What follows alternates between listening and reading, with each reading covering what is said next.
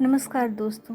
आज हम विनोद कुमार शुक्ल जी द्वारा लिखित उपन्यास दीवार में एक खिड़की रहती थी का भाग 6 पढ़ेंगे। तो चलिए कहानी शुरू करते हैं। साइकिल चलाते वक्त उन्हें अच्छा लग रहा था, थकावट नहीं लग रही थी। उन्होंने सोचा कि पिता की साइकिल वे ले आएंगे। आगे रास्ते में हाथी मिलेगा ऐसी संभावना नहीं थी। पीछे से हाथी उन तक नहीं आ सकता था। वे महाविद्यालय पहले पहुंच गए थे। महाविद्यालय के दरवाजे खोले जा रहे थे। साफ सफाई चल रही थी। प्राथमिक शाला में पढ़ाई हो रही थी। वे अपने कमरे में चले गए और पढ़ाई करने लगे। सोनसी भी चौके का धरना उठाना कर रही थी। खाना वह बहुत देर से खाती थी। नहा धोकर सुबह थोड़ा बाकी बचा खा लेती। बासी नहीं बचा होता तो भूख रहती। दोपहर को घर का सब काम करने के बाद खाती। अभी वह काम कर रही थी कि उसे हाथी की आवाज़ आई। दरवाज़ा खोलकर वह आई। साधु रघुवर प्रसाद को लेने आया था। वे तो चले गए। हाथी के पास जाकर उसने कहा, खाना खाकर नहीं गए? साधु ने पूछा। खाना खा कर गए, डब्बा नहीं पहुंचाना है। कल साइकिल से आए थे, आज साइकिल पहुंचाने गए हैं। चाय पियोगे? उसने साधु से पूछा। नहीं, साधु ने कहा। वह लौटकर आ गई। दरवाज़ा बंद करते करते उसने देखा साधु शायद जाने को था। काम खत्म करने के बाद वह खाने बैठी। कुछ दिन पहले खाते समय एक भूरे रंग की गाय खिड़की की तरफ आ गई थी। उसने गाय को 2 रोटी दी तो गाय परचा गई। गाय रोज आने लगी। ठीक समय पर खिड़की पर आ जाती थी। गाय के लिए 2 रोटी थी, उसके लिए भात था। रात की बची हुई घुइयां की भाजी और थोड़ी आलू थी। घुइयां की भाजी रघुवर प्रसाद नहीं खाए थे। भाजी गले में किनकिनाती थी।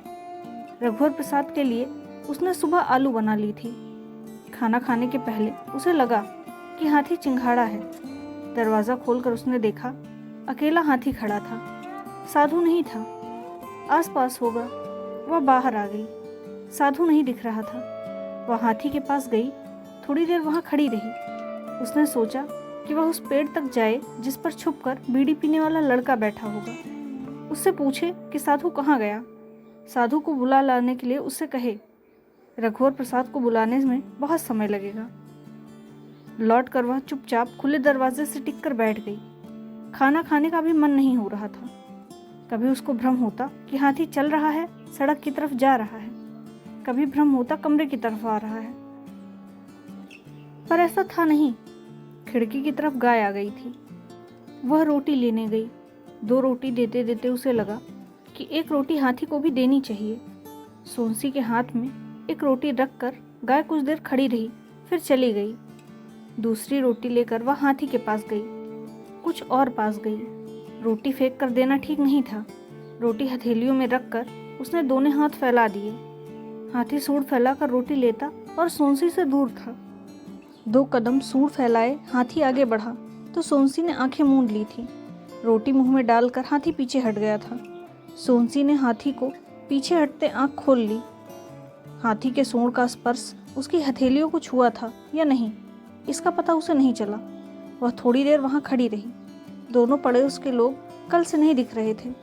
आज दोनों दरवाजों में ताले थे। सोनसी को साधु आगे गली से आता हुआ दिखाई दिया। वह साधु के आते रुक गई। हाथी छोड़ गए थे, सोनसी ने कहा। हाँ, गली में एक परिचित के पास जाना था।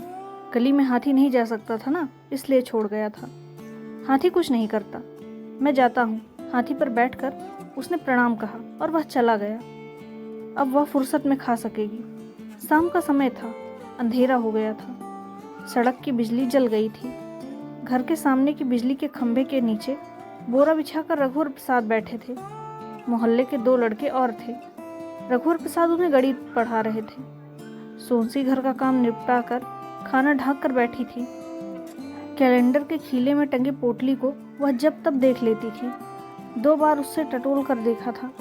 उड़काए दरवाजे के पल्ले से रघुवर प्रसाद को भी देखती थी। कड़ा दिखाने का उसे मौका नहीं मिला था। रघुवर प्रसाद उसी साइकिल से आए थे। साइकिल किसकी थी यह पता नहीं चला था। विभागाध्यक्ष ने रघुवर प्रसाद से कहा था, एक दिन और अपने पास रख लो, फिर कार्यालय में जमा करा देंगे। लावारिस साइकिल की खबर महाविद्यालय और प्राथमिक शाला दोनों को थी। साइकिल शिक्षक या विद्यार्थी किसी की भी नहीं थी। रघुवर प्रसाद जल्दी आ गए थे। साधु हाथी लेकर रघुवर प्रसाद को लेने महाविद्यालय गया था। रघुवर प्रसाद के ना मिलने से साधु निराश हुआ था। शाम को वह नहीं आया। सोनसी ने रघुवर प्रसाद को घर के सामने हाथी छोड़कर चले जाने की बात बताई थी। परीक्षा का समय नजदीक आ रहा था। शाम होते ही विद्यार्थी रघुवर प्रसाद के पास आने लगे थे। सोनसी समझ रही थी कि रघुवर प्रसाद साइकिल चलाकर और पढ़ाई से थक गए होंगे।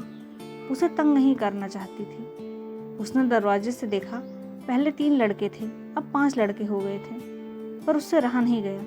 उसने मुंह हाथ धोया, कड़े पहने, काजल की डिब्बी से काजल लगाया। दरवाज़ा खोलकर देखा तो अब 2 लड़के दिखाई दिए। दोनों लड़के भी थोड़ी देर में चले जाएंगे। दरवाज़ा उड़काकर उसने पेटी से एक पीली साड़ी निकाली। इस साड़ी में चांदी की प्लास्टिक जरी थी। खटिया की आड़ में उसने साड़ी पहनी। तैयार होकर उसने सोचा कि 1 गिलास पानी रघुवर प्रसाद के लिए ले जाए, प्यास लगी होगी तो पी लेंगे। सोनसी बाहर सड़क पर आई तो रघुवर प्रसाद आगे के खंभे की तरफ जा रहे थे। वहाँ भी 4 लड़के बत्ती के नीचे पढ़ रहे थे। पेड़ पर छिपकर बीड़ी पीने वाले लड़के ने सोनसी को रघुवर प्रसाद के पीछे आते देखा था। उसने रघुवर प्रसाद को बताया। रघुवर प्रसाद ने पीछे मुड़कर देखा। रघुवर प्रसाद को खड़ा देख सोनसी सजी धजी पानी का गिलास लेकर बढ़ी। सड़क पर कोई नहीं दिख रहा था। इधर उधर के 2-3 खंभों के नीचे विद्यार्थी पढ़ते हुए दिख रहे थे। बीच सड़क पर सोनसी ने रघुवर प्रसाद को गिलास दिया। रघुवर प्रसाद ने पूरा पानी पिया। तब भी गिलास की तली में कुछ बूंद पानी बचा था। उस पानी को सोनसी ने ऊपर से मुंह में डाल लिया।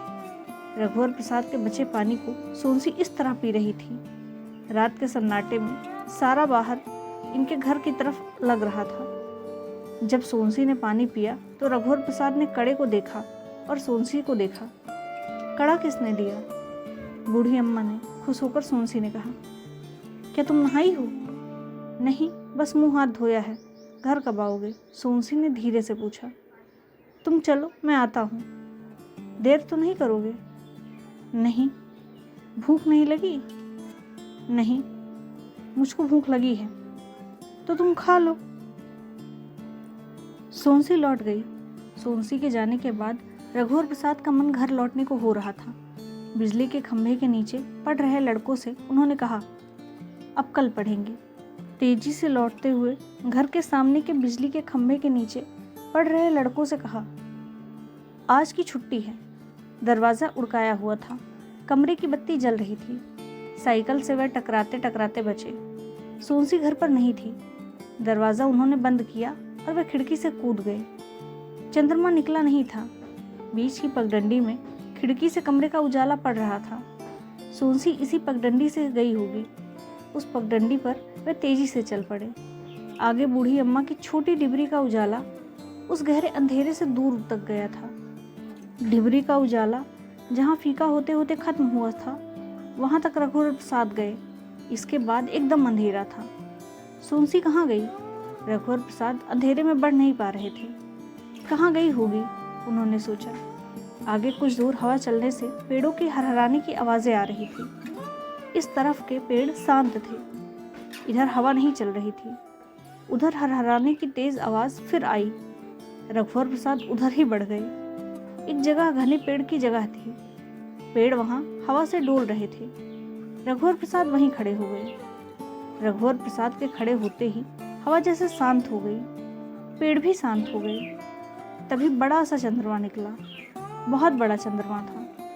एक बड़ी चौरस काली चिकनी मिट्टी पर लेटी हुई सोनसी चंद्रमा के निकलते ही दिखी।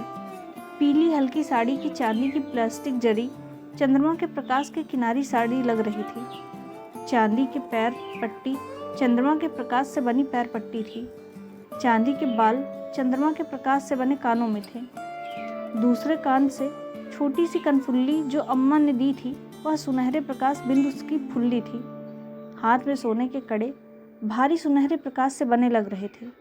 इसके अलावा भी सोनसी का शरीर कहीं कहीं इतना रह रह कर प्रकाशित होता था कि वह भी चंद्रमा के प्रकाश के गहने से सजा हुआ लगता था। रघुवर प्रसाद ने देखा कि 4 जुगनू सोनसी के पोलका के अंदर फंसे हुए हैं, निकलने की कोशिश कर रहे थे। पोलका पीले छींट का था। उसमें छोटे छोटे फूल बने थे। रघुवर प्रसाद सोनसी के कुछ समीप आए तो उसने रघुवर प्रसाद को आंख खोलकर देखा। वह आँख खोलकर गहरी नींद में जागी हुई थी। रघुवर प्रसाद सोनसी के पास इस तरह आए जैसे स्वप्न में आए हों, फिर स्वप्न से बाहर आ गए हों। स्वप्न के अंदर और बाहर में अंतर नहीं था। सोनसी ने रघुवर प्रसाद को जान लिया था।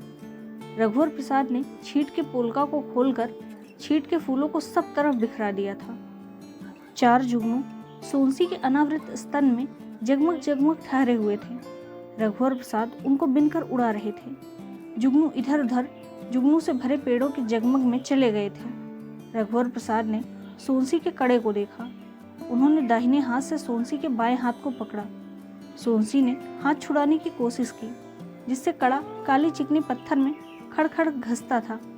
सुबह की किरण ने जैसे ही सोनसी को छुआ, सोनसी गहरी नींद के बाद भी जाग पाई। सुबह की किरण ने झकझोर कर सोनसी को जगाया। उठकर उसने देखा तो जगह जगह काली चिकनी मिट्टी पर चांदी और सोने के अड़ी तड़ी लकीरें खिंची हुई थी। सोनसी ने रघुवर प्रसाद को जगाया। रघुवर प्रसाद जागे तो सोनसी ने कहा, देखो। रघुवर प्रसाद ने पूरी काली चट्टान में रुपहली और सुनहली लकीरें देखी। पैरों की पैर पट्टी के कुछ निशान अर्धचंद्राकार थे। एक अर्धचंद्राकार के बाद दूसरे अर्धचंद्राकार। अर्धचंद्राकार के ऊपर पैर पट्टी की तिरछी छोटी छोटी लकीरें थी। हाथ के कड़े के निशान भी दोनों तरफ अर्धचंद्राकार और इधर उधर डगमगे बने हुए थे। काली चौरस चट्टान कसौटी की चट्टान थी। बैठे बैठे झुके हुए रघुवर प्रसाद चिन्हों को पहचान रहे थे। ये पैर पट्टी के निशान हैं। सोनसी भी घुटने के बल बैठी हुई थी। पैर पट्टी के निशान को उंगली से रगड़ कर देखने लगी। निशान मिटे नहीं। कान की फुल्ली के निशान नहीं बने होंगे। रघुवर प्रसाद ने सोनसी की तरफ अलसाई मुस्कुराहट के साथ देखा। कैसे नहीं बने होंगे? कान को छूते हुए सोनसी ने कहा। चट्टान की ऊपर की तरफ के चिन्हों में दोनों कान की फुल्ली के चिन्हों को ढूंढने लगी। ये कान की फुल्ली के चिन्ह हैं, सोनसी ने उंगली रखकर कहा। बहुत छोटे छोटे चिन्ह थे। रघुवर प्रसाद ने सोनसी के कान की तरफ देखा। तुम्हारे कान लाल हैं। क्या पता, उसने कहा। एक जगह अलग थलग चांदी की लकीरें थी। ये काहे के चिन्ह हैं? सोनसी ने पूछा। ये भी पैर पट्टी के चिन्ह हैं। अच्छा, धीरे से उसने कहा, जैसे उसे याद नहीं। तभी उन्होंने देखा कि सामने एक पत्थर पर 2 कप चाय रखी थी। चाय गर्म थी। अभी अभी बूढ़ी अम्मा ने रखी होगी। चाय से भाप निकल रही थी। सोनसी पोलकी पहनने लगी। चाय पीकर कप हाथ में लिए दोनों भागे। बूढ़ी अम्मा के घर के सामने एक पत्थर पर कप रखकर वे फिर भागे। बूढ़ी अम्मा उन्हें दिखी नहीं। बूढ़ी अम्मा घने पेड़ों के नीचे चट्टानों की आड़ में किसी जगह बैठे बैठे बुहार रही होगी। थोड़ी देर बाद बूढ़ी अम्मा आई। सूर्य के तेज में चट्टान पर लकीरें कौंध सी चमक रही थी। बूढ़ी अम्मा चट्टान के कोने पर बैठ गई। वह सुस्ता रही थी। वह बुहारने के काम से थकी हुई पर खुश थी। गहरे लकीरों से भरे चेहरे में उनकी प्रसन्नता दिख रही थी। वह बच्चों के जीवन के चिन्हों को छू रही थी। तभी उड़ते हुए पक्षी ने बीट किया जो चट्टान के ऊपर पड़ा। बूढ़ी अम्मा ने गुस्से से उड़ते हुए पक्षी को देखा। जितने पक्षी बूढ़ी अम्मा को दिखे, सबको मालूम हो गया था कि गलती हुई है और बूढ़ी अम्मा गुस्सा है। चट्टान के पास ही एक पत्थर गड्ढे में साफ पानी भरा हुआ था। बूढ़ी अम्मा ने वहीं से उलीच कर चट्टान पर पानी डाला और पक्षी की बीट को साफ किया। पक्षियों ने फिर कभी उस चट्टान पर बीट नहीं किया। सोनसी को कमरे की तरफ लौटते हुए अचानक कुछ याद आया। जैसे रुककर कहा कि बाद में भूल ना जाए। जब जब मैं आँख खोलती थी तो आकाश में कभी बिजली की चांदी की लकीर दिखाई देती थी, तो कभी सोने की। मैंने बिजली के कड़कने की आवाज़ भर सुनी थी। रघुवर प्रसाद ने कहा। मैंने आवाज़ नहीं सुनी। आँख खोलने से कौंध भर दिखाई देती थी। मुझे बिजली नहीं दिखाई दी थी, पर बिजली कड़क रही थी। दूसरे दिन रघुवर प्रसाद साइकिल से जाने के लिए खा पीकर पहले से तैयार थे, परंतु साधु रघुवर प्रसाद को लेने कि रघुवर प्रसाद पहले ना चले जाएं, आ गया था। जब वे साइकिल बाहर निकाल रहे थे तब हाथी खड़ा था। साधु पेड़ के नीचे बैठा था। शायद देर से बैठा था। आवाज़ सुनकर वह खड़ा हो गया। अंगोछों को झटक कर उसने फिर से कंधे पर रखा और जाने के लिए तैयार हो गया। रघुवर प्रसाद साधु के पास गए।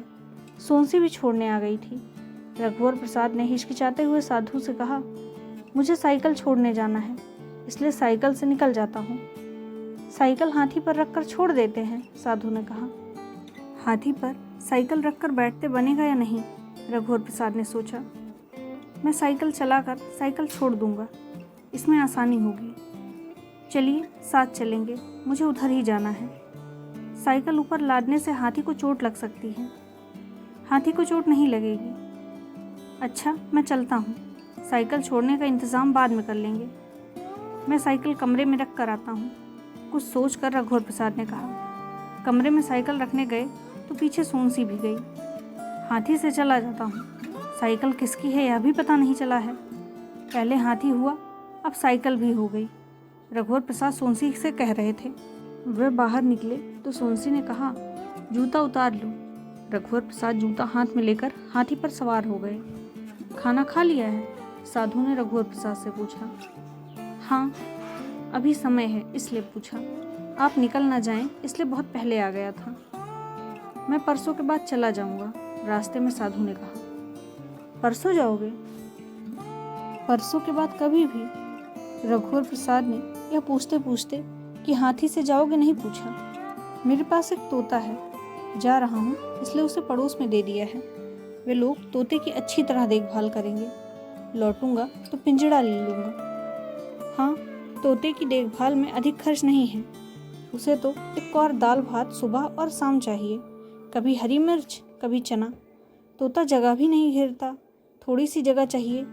तोता से खतरा भी नहीं है, सभी तोते काटते नहीं। पिंजड़ा खोल दो तो बाहर घूमता फिरता है और थक कर पिंजड़े में लौट आता है। पिंजड़े में बिल्ली से सुरक्षित रहता है। कई दिनों के लिए दूसरे गांव जाना पड़े तो लोग अपना पालतू कुत्ता किसी को देख रेख के लिए दे देते हैं। पालतू कुत्ता बहुत जल्दी हिल मिल जाता है। जिसके घर में रहेगा घर की देख रेख करेगा, चोर आएगा भी तो भौंकेगा। कुत्ता रहने से सहारा हो जाता है। बासी भात से उसका पेट भर जाता है। घर के कोने में पड़ा रहता है।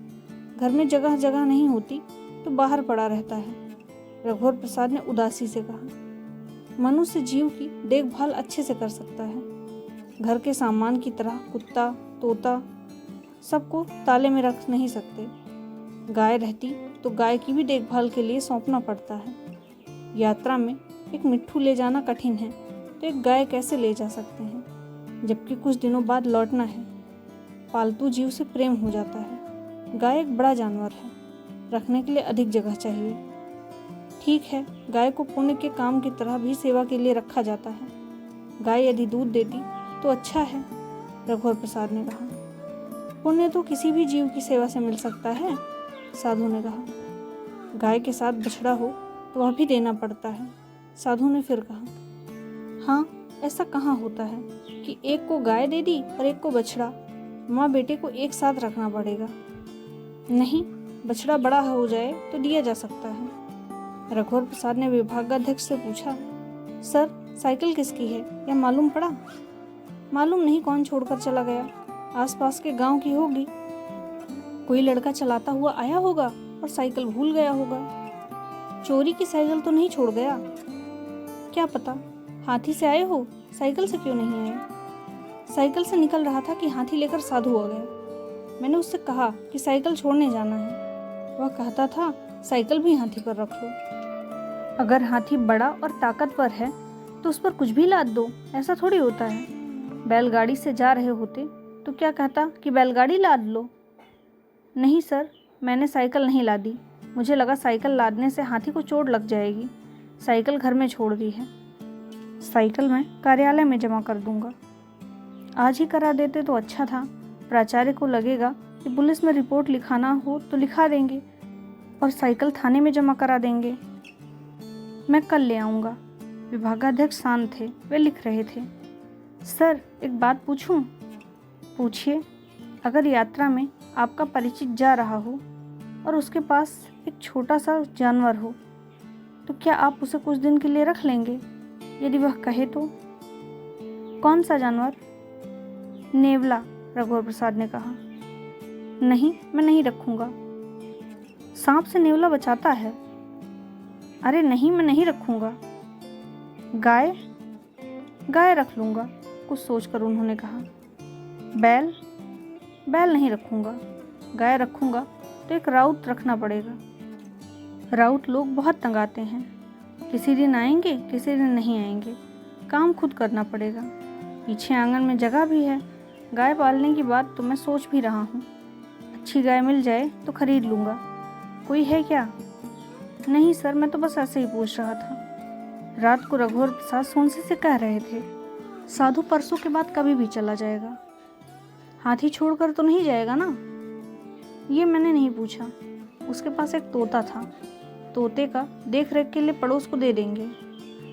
हाथी भी पड़ोस में दे देता। देना होता तो पहले नहीं दे देता। तब तो वह हाथी से ही जाएगा। अगर वह अपने से कहे कि हाथी रख लो तब मना कर देंगे। मना करना ठीक रहेगा। यहाँ अपने पड़ोस भी हाथी रखने नहीं देंगे। हाँ, बच्चा कुचल सकता है, हाथी जानबूझकर तो नहीं कुचलेगा। जैसे महाविद्यालय में कोई साइकिल छोड़ गया, वैसे घर के सामने साधु हाथी छोड़ देगा तो वह हाथी भी लावारिस हो जाएगा। पर हाथी साधु का है यह मालूम है। 2-1 दिन रख कर देखेंगे, बाद में छोड़ देंगे। जब हम भी हाथी छोड़ देंगे तब वह फिर लावारिस हो जाएगा। जब बांधते बनेगा तभी तो छोड़ेंगे। देख रेख छोड़ देंगे। भूखा प्यासा घर के सामने रहेगा, 2 रोटी दे सकोगी।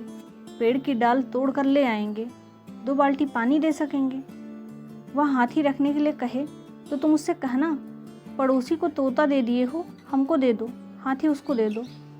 पड़ोसी ने सोचकर तोता मांगा होगा, वह अब राजी नहीं होगा। हाथी खिड़की के पीछे चला जाता, वहाँ जंगल में घूमता।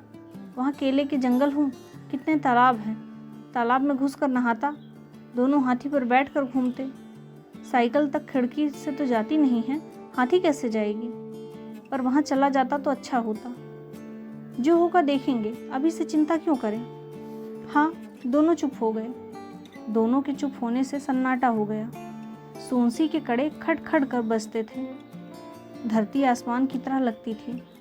अंधेरे में सोनसी ने रघुवर प्रसाद के कान में फुसफुसा कर कहा, क्या हम अपने आप खिड़की से बाहर जा रहे हैं? नहीं, खिड़की का बाहर अंदर आ रहा है। तालाब पहले आया, फिर तालाब का किनारा आया। पगडंडी पहले आई, फिर धरती आई। तारे पहले आए, फिर आकाश आया। पेड़ का हरहराना पहले आया, फिर पेड़ आए। फिर तेज हवा आई, महक आई। महक के बाद फूल खिले। साइकिल खिड़की के बाहर नहीं गई, खिड़की का बाहर साइकिल तक आ गया। पर मैं कैरियर में नहीं बैठूंगी, सामने तुम्हारी बाहों के बीच बैठूंगी, सोनसी ने कहा। सुबह कमरा नहाया हुआ लग रहा था। कमरे की हर चीज़ धुली हुई लग रही थी। रघुवर प्रसाद बिस्तर से सोकर ऐसे उठे जैसे नहा धोकर उठे हैं। साइकिल धुली पुछी थी। रघुवर प्रसाद के पहले सोनसी उठ गई थी। तुम कब उठी? अभी थोड़ी देर पहले। घर धुला धुला लग रहा है। हाँ, सुबह मैं उठी तो मुझे लगा कि तालाब खिड़की से बाहर जा रहा है। मैं बाद में उठा, तब तालाब का किनारा जा रहा था। पेड़ चले गए, पर पेड़ का हरहराना अभी भी यहाँ रह गया है, सोनसी ने कहा। महक है, किसी कोने में फूल अभी अभी खिला है। कोनों में फूल खिले हुए हैं, मैं देख चुकी हूँ। रघुवर प्रसाद ने कहा, मुझे महाविद्यालय जल्दी जाना पड़ेगा, साइकिल पहुँचानी है, नहीं तो हाथी पर लादना होगा। साइकिल कार्यालय में जमा होगी, तुम डिब्बे में भात दे देना, मैं वहीं खाऊंगा। शाम को टेम्पो से लौटोगे? सुबह से जा रहा हूँ, महाविद्यालय के खुलते तक इधर उधर घूमता रहूँगा। विभागाध्यक्ष से छुट्टी मांग लूँगा, मिल गई तो टेम्पो से, नहीं तो हाथी से, रघुवर प्रसाद ने कहा। कमरे से पेड़ों का हरहराना चला गया। अब पेड़ों में हरहराने की आवाज़ बाहर से आ रही थी, सोनसी ने कहा। पेड़ों की हरहराने की आवाज़ में चिड़ियों की चहचहाहट भी बैठी हुई थी। चिड़ियों की चहचहाहट भी साथ चली गई, रघुवर प्रसाद ने कहा। पेड़ की आवाज़ के पहले चिड़ियों की चहचहाहट उड़कर चली गई हो, सोनसी ने कहा। पेड़ की आवाज़ की शाखा में चिड़ियों की चहचहाहट बैठी होगी। अचानक उड़ कर गई, चौंक कर गई। जब मैंने तुम्हारी चादर झटकारी थी, तुम जब अपनी चादर झटकारी थी, तब चौंक कर चहचहा कर उड़ी थी। हम दोनों एक ही चादर ओढ़े थे, परंतु ठंड नहीं थी, परंतु खिड़की के पल्ले खुले हुए थे, परंतु चादर में चिड़ियों की चहचहाहट थी। परंतु कुछ यह भी हुआ, साइकिल लौटाने रघुवर प्रसाद चले गए। रास्ते में इस बार उनका ध्यान 4 ताड़ के पेड़ों पर गया। पेड़ वहीं थे और रघुवर प्रसाद वहाँ महाविद्यालय जाने का इंतजार किए बिना महाविद्यालय जा रहे थे। हो सकता है ताड़ के पेड़ों को इस तरह रघुवर प्रसाद का महाविद्यालय जाना अटपटा लगा हो। ताड़ के पेड़ों ने रघुवर प्रसाद को साइकिल से जाते हुए ना भी देखा हो, हाथी से जाते हुए जरूर देखा होगा। साइकिल सरपट जाती है, हाथी धीरे धीरे जाता हुआ था। रुककर इंतजार किए नहीं, चलते चलते हाथी का इंतजार कर रहे हैं। यह अंतर होगा। रघुवर प्रसाद जितनी तेजी से आगे गए, ताड़ के पेड़ उतनी ही तेजी से पीछे छूट गए। जैसे कैरियर से सामान गिर गया, मालूम नहीं पड़ा और सामान पीछे और पीछे छूटता रहा। साइकिल से जा रहे हैं का ऐसा उत्साह था। लौटते समय छूटी हुई चीज़ जहाँ छूटी थी मिलती जाएगी। सड़क एकदम खाली थी। तब भी उन्होंने घंटी बजाई, लगातार बजाई कि शायद जो भी सामने वाला हो हटता जाए। हो सकता है कि सड़क के दोनों किनारे के पेड़ पहले सड़क पर हों। रघुवर प्रसाद की घंटी की बजाने से वो किनारे पर आ गए हों और सड़क खाली हो गई हो। सड़क पर पड़े एक पत्थर के ऊपर सामने का चक्का पड़ा तो फिट से ट्यूब फट गया। ट्यूब के फटने से वे चौंक गए। साइकिल किनारे के पेड़ से टकराने से बची। खाने का डिब्बा झोले में था और हैंडल में टंगा था, इसलिए गिरने से बच गया। टेम्पो वाली जगह से वे बहुत आगे नहीं आए थे। साइकिल पैदल लेकर लौटने के अलावा कोई चारा नहीं था। पंचर सुधारने वाला वही था। रघुवर प्रसाद ने साइकिल पेड़ से टिकाई और पत्थर को सड़क से दूर फेंक दिया। फिर वे साइकिल लेकर लौट पड़े। यह समय अभी भी हाथी के आने का नहीं था। अच्छा हुआ कि वह आज बहुत पहले निकल आए थे। पंचर सुधारने वाले के पास काम नहीं था। वह रघुवर प्रसाद को पहचानता था। उसने कहा, समय लगेगा, स्पोक ढीला है। साइकिल का रिम कुछ सीधा करना पड़ा। चिमटे के छिर्रे बदलने होंगे। दूसरे की साइकिल थी, पंचर उनके कारण था। बाकी खराबी पहले की ही थी, केवल पंचर सुधार दो। दूसरे की साइकिल है, पहुंचाने जा रहा था। स्पोक कसना पड़ेगा, नहीं तो रिम और टेढ़ी हो जाएगी। अच्छा, कस दो। साइकिल खोलते हुए उसने फिर कहा, समय लगेगा। हाथी नहीं तो टेम्पो से चले जाइए, बाद में साइकिल ले जाना। साइकिल आज लौटानी है, साइकिल साथ लेकर जाना पड़ेगा। घंटा भर लग जाएगा। रघुवर प्रसाद इस 1 घंटे भर में कई बार 4 ताड़ के पेड़ों को देखे होंगे। कई दिनों का हिसाब इन पेड़ों को देना था, जो इनके देखने से चूक रहा था।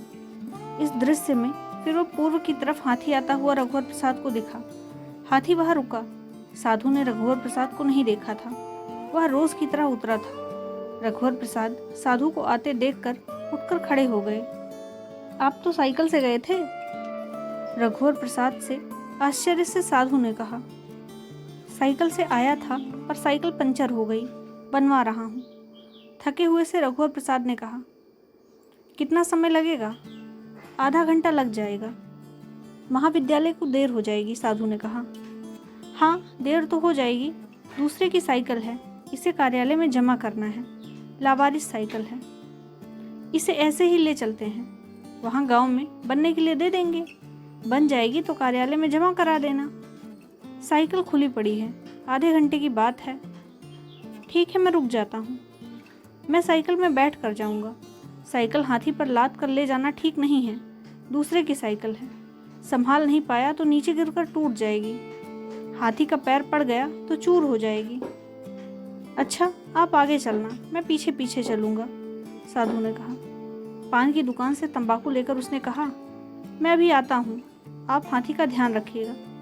रघुवर प्रसाद कुछ कहते उसके पहले अचानक वह तेजी से दुकान के पीछे चला गया। रघुवर प्रसाद परेशान हो उठे। वह हाथी तका कर चला गया। हाथी का ध्यान कैसे रखा जाएगा? शायद पेशाब करने आया हो, जल्दी आ जाएगा। हाथी चुपचाप खड़ा था। उसकी सूंड भी नहीं हिल रही थी, जबकि ताड़ के पत्ते हिलते दिखाई दे रहे थे। हवा चल रही थी। आसपास खड़े लोगों का हाथी के वहाँ अकेले होने का ध्यान नहीं जा रहा था। टेम्पो आने के बाद भी किसी के ध्यान में हाथी नहीं आया। वह सूंड बढ़ाकर पेड़ की डाल तोड़े तो बहुतों को ध्यान में एक साथ आ जाएगा। अकेले रघुवर प्रसाद के ध्यान में हाथी था। साधु नहीं कहता, तब भी ध्यान में होता। साइकिल बन गई थी। क्या हाथी खड़े खड़े सो रहा था? भौंपू बजाता हुआ एक ट्रक गया। हाथी वैसे ही खड़ा रहा। इस ध्यान रखने की जिम्मेदारी से वे बरी होना चाहते थे। साधु ने कहा था कि वह पीछे आएगा। वे पंचर वाले को हाथी तकाकर अभी चले जाते तो ठीक था। साइकिल बनवाई के 6.5 रुपये हुए थे, उन्होंने दिए। सुनो, मुझे साइकिल से महाविद्यालय जाना है और देर हो रही है, मैं जाना चाहता हूँ। साधु पीछे आने को कहा गया है। क्या तुम हाथी का ध्यान रखोगे?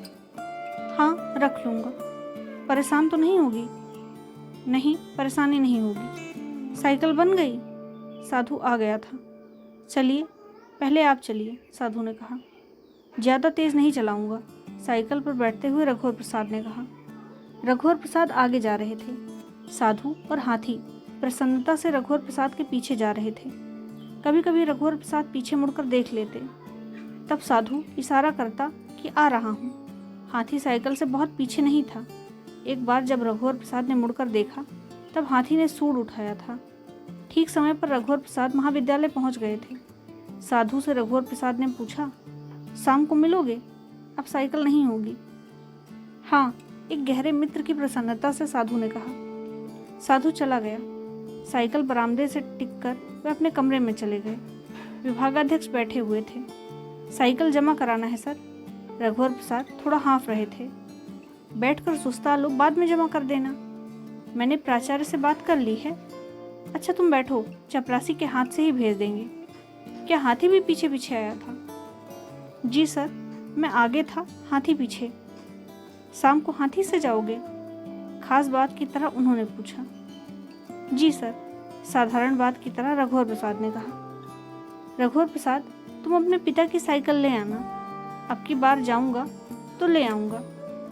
ऐसा करो, जब तक पिता की साइकिल नहीं आती तुम लावारिस साइकिल अपने पास रखो। मैं प्राचार्य से बात कर लूँगा। हो सकता है इस बीच साइकिल वाला आ जाए।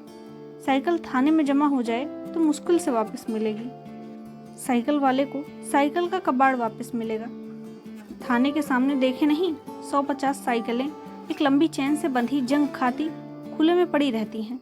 वहाँ साइकिलों की हालत देखकर साइकिल लेने वाला आता नहीं। साइकिल की पहचान बदल जाती है। जंग लग जाने के बाद साइकिल का नंबर कठिनाई से दिखता है। जंग हटाते हटाते साइकिल का नंबर घिस जाता होगा। साइकिल थाने में जमा करना ठीक नहीं है सर। घंटी, स्टैंड, टायर ट्यूब निकाल लेते होंगे, चक्का तक बदल लेते होंगे। हाँ, थाने के सामने साइकिल की दुकान है। साइकिल के हिस्से वहीं बदले जाते होंगे। कार्यालय में जमा करा देते होंगे, पड़ी रहेगी। साइकिल का नियम है, चलती रहेगी तो ठीक रहेगी, पड़ी रहेगी तो सुधारने लायक नहीं रहेगी। इतने में प्राचार्य का चपरासी आया। क्या है? विभागाध्यक्ष ने पूछा। प्राचार्य आपको बुला रहे हैं। रघुवर प्रसाद की ओर उसने इशारा किया। जाओ रघुवर प्रसाद। रघुवर प्रसाद प्राचार्य के पास गए। प्राचार्य कार्यालय के बाबू के साथ बैठे थे। आओ, प्राचार्य ने कहा। प्राचार्य भी विभागाध्यक्ष की ही उम्र के होंगे। सिर के बाल सफ़ेद और सामने झड़ने लगे थे, पर उनकी भौं और कान के बाल बड़े थे। माथा, जिसमें गंजे सिर का हिस्सा मिल रहा था, तथा कान का ऊपर का हिस्सा तेल से चमक रहा था। तेल बहुत लगाते थे। कुर्ता धोती पहनते थे। रघुवर प्रसाद बैठ गए। रजिस्टर बंद कर आचार्य उठे। मैं अभी आता हूँ रघुवर प्रसाद। बाबू भी उठा कि बोरिंग से पानी पीने जा रहे हैं। पानी पीने जा रहे हैं? बाबू ने पूछा। हाँ, प्राचार्य ने कहा। हैंडपंप चलाने की ज़रूरत पड़ेगी, इसलिए बाबू साथ हो गए। प्राचार्य हैंडपंप के रास्ते तक महाविद्यालय की प्रशासनिक चर्चा कर रहे थे। बल्ली के पास हाथी की पड़ी हुई लीद की ओर भी उन्होंने इशारा किया था। बाबू हैंडपंप चला रहा था। प्राचार्य ने कुर्ता की बाँह चढ़ाई, धोती समेटी, अच्छे से हाथ मुंह धोया, फिर पानी पिया। पानी पीकर हाथ झटकारा तो उसके छींटे बाबू पर भी पड़े। आचार्य ने सोचा होगा कि पेशाब भी कर लें। वे पेशाब करने बढ़ गए। पेशाब करने के बाद पानी पीते तो अच्छा था, परंतु प्यास ज़्यादा लगी होगी। बाबू यह समझकर कि पेशाब करने जा रहे हैं वहीं रुक गया। इस खाली समय में बाबू को भी पानी पीने की इच्छा हुई। उसने हैंडपंप चलाया। हैंडपंप छोड़कर जल्दी चुल्लू में पानी इकट्ठा किया। 1.5 चुल्लू पानी पिया होगा कि पानी निकलना बंद हो गया। दोबारा उसने हैंडपंप नहीं चलाया। प्राचार्य निकल आए थे। वे कार्यालय की तरफ जा रहे थे। साथ देने के लिए बाबू तेज चलकर उनके पास पहुंच गया था। प्राचार्य ने पूछा, रघुवर प्रसाद, साइकिल किसकी है पता चला? अभी तक नहीं पता चला सर। आप उसी साइकिल से आते जाते हैं? जी सर, आज कार्यालय में जमा कर दूंगा। विभागाध्यक्ष ने साइकिल ले जाने के लिए कहा था। मैंने उनसे कहा था आप हाथी से आते जाते हैं इसलिए। रघुवर प्रसाद, तुम्हारे हाथी के कारण डर लगता है कि बच्चों के साथ दुर्घटना ना हो जाए। बच्चे खेलते रहते हैं, उनके बीच हाथी चला आता है। नहीं सर, ऐसा नहीं है। हाथी आता है तो बच्चे हाथी के पास आ जाते हैं। एक ही बात है। अब मैं सड़क के किनारे उतर जाऊंगा। विभागाध्यक्ष को आपका हाथी से आना जाना ठीक नहीं लगता। उन्हें लगता है कि आप किसी दिन झंझट में न पड़ जाएं। साधु कैसा आदमी है? अच्छा आदमी है सर। ऐसा करिए, आप अभी साइकिल कार्यालय में जमा मत कराइए। उस दिन आप चलाइए, शायद साइकिल के मालिक का पता चल जाए। नहीं सर, यह जिम्मेदारी का काम है। साइकिल टूट फूट जाएगी तो मुझे भरना पड़ेगा। साइकिल कार्यालय में रहेगी तो दुरुपयोग होगी। आपके पास अच्छे से रहेगी। साइकिल में ताला लगा कर रख देंगे। रखे रखे खराब हो जाएगी। साइकिल वाला बनवा लेगा। साइकिल वाले का कब तक रास्ता देखेंगे? कुछ दिन और देख लेते हैं सर। साइकिल थाने में जमा करा देना ठीक होगा। ज़्यादा दिन यहाँ रखना ठीक नहीं है। इस साइकिल की चोरी होने की रिपोर्ट थाने में दर्ज हो, चोर यहाँ छोड़ गया हो। ठीक कहते हैं सर। रघुवर प्रसाद ने साइकिल कार्यालय में जमा करा दी। शाम को साधु आया, तब हाथी पर चढ़ते हुए रघुवर प्रसाद ने कहा, प्राचार्य महाविद्यालय के पास हाथी जाने से मना कर रहे थे। उनका कहना है कि बच्चों के साथ दुर्घटना हो सकती है। वो तो साइकिल से भी हो सकती है। साइकिल से चोट लगेगी तो जान जाने का खतरा नहीं है। हाथी से जान जा सकती है।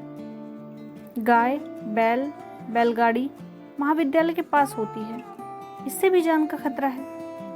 साधु को हाथी के सम्मान से चोट लगी होगी, लेकिन हाथी बहुत बड़ा है, उसको देखकर डर न लगता है। आपको भी लगता है?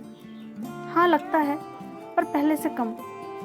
कुछ दिन में यह डर भी चला जाएगा, साधु ने कहा। रघुवर प्रसाद हाथी के ऊपर बैठे बगुलों के झुंड को जाते हुए देख रहे थे। उड़ते हुए बगुलों के झुंड से सड़क पर चलते हुए लोगों को दुर्घटना का डर नहीं था। पक्षी आजू बाजू आकर बैठ जाते, पर डर नहीं लगता। अच्छा लगता है कि और पास आ जाएं, हाथ पर बैठ जाएंगे। रघुवर प्रसाद का मन हुआ कि वे साधु से कहें कि बगुले उड़कर गए और उनसे दुर्घटना नहीं हुई। साधु को शायद यह तर्क पता हो कि उड़ता हुआ हवाई जहाज गिर जाने से एक बड़ी दुर्घटना हो जाती है, पर पक्षी से हवाई जहाज बहुत बड़ा है।